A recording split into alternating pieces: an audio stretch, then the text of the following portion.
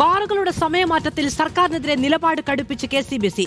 പ്രതിഷേധ പരിപാടികൾ ചർച്ച ചെയ്യാൻ കോട്ടയം ദേവലോകം അരമനയിൽ ഓർത്തഡോക്സ് സഭാധ്യക്ഷനുമായി ഇന്ന് കൂടിക്കാഴ്ച നടത്തും. അതേസമയം സമയമാറ്റത്തിൽ പിന്നോട്ടില്ല എന്ന് എക്സൈസ് മന്ത്രി എം.ബി. രാജേഷ് പറഞ്ഞു.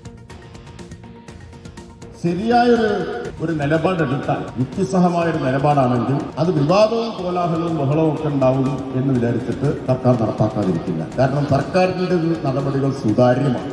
ഒരു കാര്യവും മാറ്റിവെക്കാനില്ല. നേരെ വാ നേരെ പോ എന്നതാണ് സമീപനം. സ്ഥാപിത താല്പര്യമില്ലാത്ത സങ്കുചിതമായ രാഷ്ട്രീയ ലക്ഷ്യങ്ങളില്ലാത്ത എല്ലാവരും സർക്കാർ നടപടിയെ പിന്തുണയ്ക്കുകയാണ് ചെയ്യുന്നത്. പ്രത്യേകിച്ച് ടൂറിസം മേഖലയിൽ നിന്ന് വലിയ സ്വീകാര്യതയും പിന്തുണയും സർക്കാർ നടപടിക്ക് കിട്ടി. സജോ ദേവസി വിവരങ്ങളുമായി നമ്മളോടൊപ്പമുണ്ട്. സജോ, പിന്നോട്ടില്ല എന്ന് അസന്നിഗ്ധമായി വ്യക്തമാക്കി കഴിഞ്ഞിട്ടുണ്ട് എക്സൈസ് മന്ത്രി. എന്താണ് കെസിബിസിയുടെ സമരപദ്ധതി?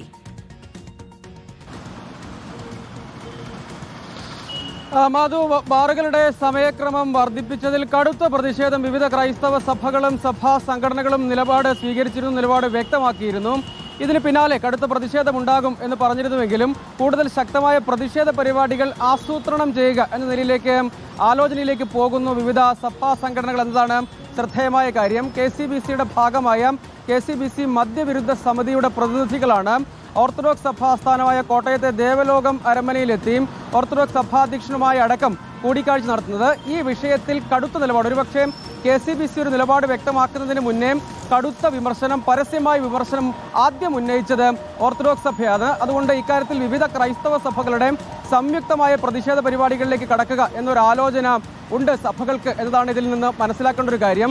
വൈകിട്ടായിരിക്കും കൂടിക്കാഴ്ച, അതിനുശേഷമായിരിക്കും സമര പരിപാടികൾ സംബന്ധിച്ചൊരു ധാരണയിലേക്ക്, ചർച്ചകൾക്ക് ശേഷമായിരിക്കും ഒരു ധാരണയിലേക്ക് പോവുക. പക്ഷേ എക്സൈസ് മന്ത്രി ഈ സമയക്രമത്തിൽ എന്തെങ്കിലും ഒരു മാറ്റം എന്ന നിലപാട് പറഞ്ഞിട്ടില്ല. എന്ന് വെച്ചാൽ ഇതേ രീതിയിൽ തന്നെ കാര്യങ്ങൾ മുന്നോട്ട് പോകും എന്ന് അസന്നിഗ്ധമായി വ്യക്തമാക്കുകയും ചെയ്തിട്ടുണ്ട്.